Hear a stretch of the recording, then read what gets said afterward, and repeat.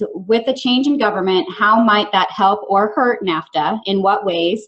And how long before we might feel the effects by any alterations?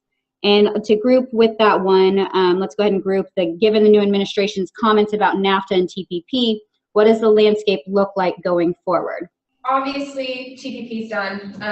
Unfortunately, we thought that that was a good opportunity to have a nice footprint and a nice entry into the market in the Asia Pacific. And trade goes beyond just commerce. There is a geopolitical role for it as well. For NAFTA, though, I think that we have seen, what the president says is, I think, what we have to go on currently, and we've seen a little bit of a shift from NAFTA's terrible to NAFTA is terrible, but we can fix it. And if you are going to have a renegotiation rather than a withdrawal, that will take some time. And there are a couple of things in place that restrict how fast it can move.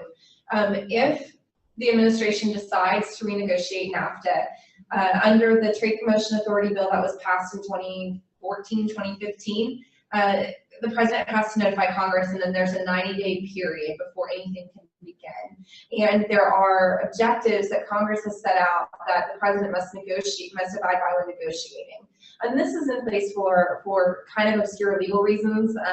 Constitutionally, Congress has control over commerce, whether that be international or interstate, but the executive branch, the president, has control over international relations and treaties. So because trade agreements are a little bit of a combination of both, Congress delegates some authority to the executive branch to handle that. So you'll have at least 90 days before anything can begin, and then you have to worry about how long negotiations take. I know that I think NAFTA took 3 or 4 years to negotiate.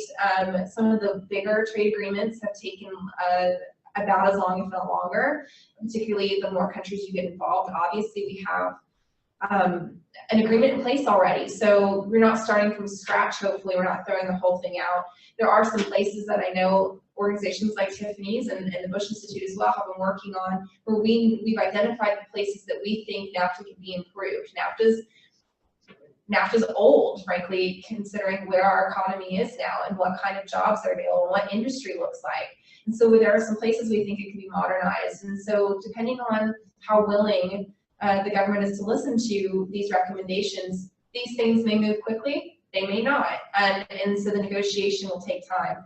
And then when you get to the end of the negotiation, you finally reach an agreement, there's another waiting period where Congress has the ability to review the agreement as well. So it won't be a quick process, regardless of what happens. Withdrawal is a whole different ballgame.